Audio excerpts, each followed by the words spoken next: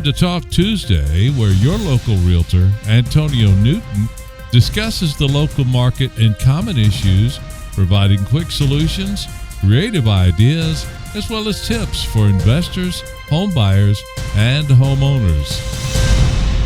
Today's episode is on part 8, our final part of our 8-part series on the 8 steps to the home selling process, and is negotiating the offer. So when we're negotiating the offer, the key is not to get caught up in some of the games that some buyers and sellers play. Buying a home or selling a home can be very emotional. Sometimes emotions are on a high level and they cause us to do things that we wouldn't normally do. And that's where we got to keep our end goal in mind.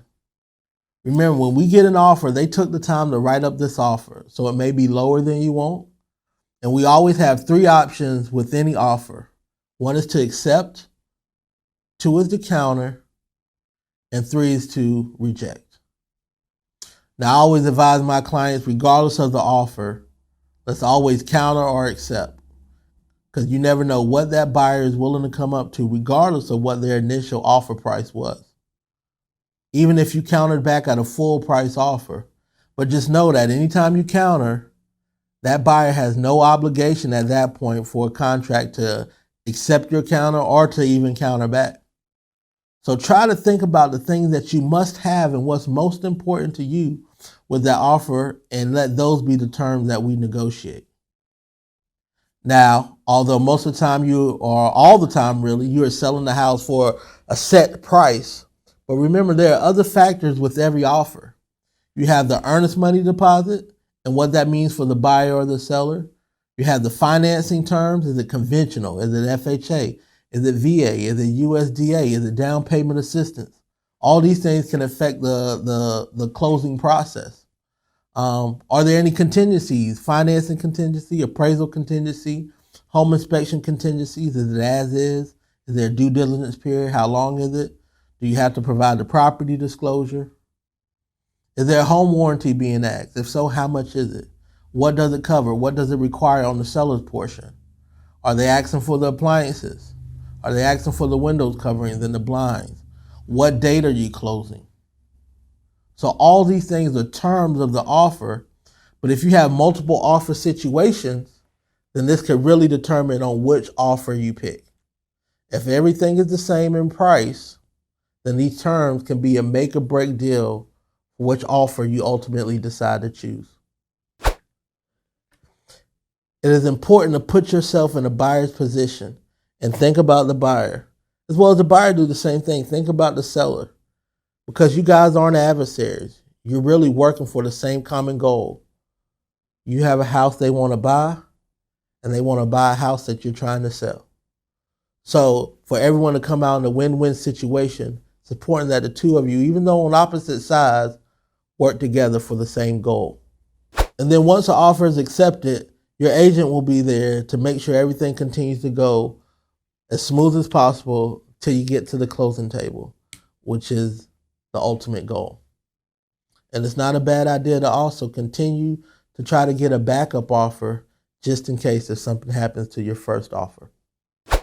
So this was part 8, our final part on our 8-part series on the 8 steps to the home selling process. Part 8, negotiating the offer. So we had just concluded our 8-part series on the 8 steps to the home selling process. So just as a recap, step 1, understanding the market. Step 2, establish a price. Step 3 is to calculate your bottom line. Step 4 is to make sure that you choose the right agent to represent you in the marketplace. Step 5 is to prepare your home for sale, which is 2 parts. 1, prepare for sale for the market, and then to prepare for showings. Step 6 is to offer incentives. Step 7 is to market your home. And then step 8 is after all that work and you get an offer, to negotiate your offer. So as you can see, selling a home is more than just putting a sign in the yard and taking an ad out in the newspaper and hoping that buyers flock to you. Sellers have been using real estate agents to sell their home for 200 years. And Coldwell Banker has been helping people sell their homes since 1906.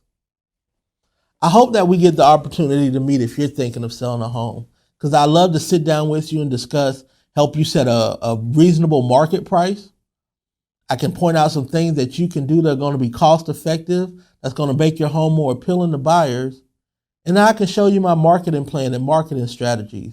And what that's designed to do is to get you maximum exposure in the marketplace, which will ultimately lead for you selling at the highest price, you selling for the highest price possible and selling quickly. So if you're thinking of selling, please give me a call. My name is Antonio Newton from TNG with Coldwell Banker, and you can reach me at 803-608-2597. Thank you so much, and I look forward to hearing from you soon. Until next time, stay safe. This episode of Time to Talk Tuesday was brought to you by the Newton Group at Coldwell Banker, where nothing works until we do. Look for our episodes every Tuesday where Antonio Newton discusses the local market and common issues while providing quick solutions, creative ideas, as well as tips for investors, home buyers, and homeowners.